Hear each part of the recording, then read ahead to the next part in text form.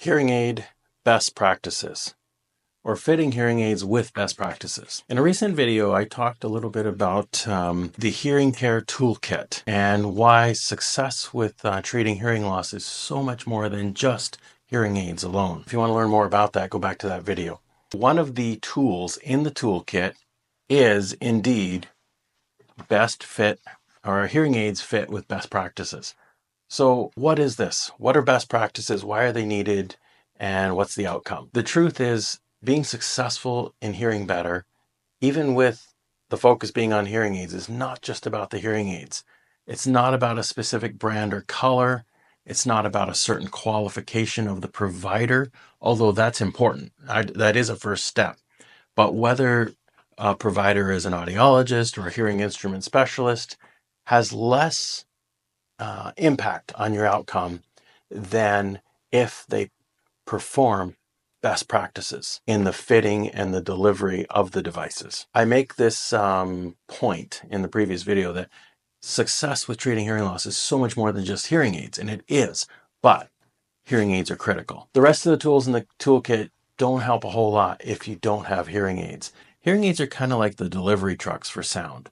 So hearing loss is an incurable condition where the ears prevent the brain from getting a certain range of sound. And I like to think of hearing aids as delivery trucks. They help get the missing sounds to your ears. But it's not just about getting the cheapest delivery truck that gets it to your door. You need the right truck that brings the right sounds at the right time in the right way, and so on and so forth. If you go online and you search up hearing aids, hearing loss on YouTube, if you're there for any length of time, you'll probably come across somebody by the name of Dr. Cliff. This is Cliff Olson, an audiologist in Arizona, who has popularized in recent years this whole idea of fitting hearing aids with best practices. Practitioners have provided best practices for many, many years. But across the marketplace, there's been a lot of inconsistency with the performance and the delivery of best practice hearing aid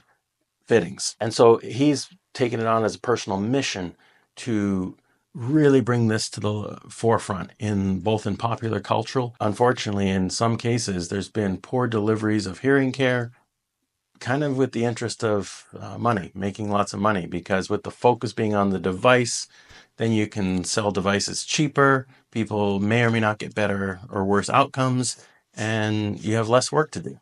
Or you charge a lot and you don't do everything that maybe you should, and you make a lot more money. And on the consumer side, people feel the solution is just hearing aids. Best practices, what are they? So let me just run through a few of the core ones. Number one, the practitioner helping the patient understand clearly what their hearing loss is, what the cause of it is, and to think deeply about the impact on their own life. Like, and put more simply, how their hearing loss affects them in their life, not everybody's lives, not typically, but in their personal life, and why they might want to do something about it. What are they actually trying to fix in their life? Are they trying to make dinner at Christmas once a year better so they can hear all the family better, or the weekly golf game?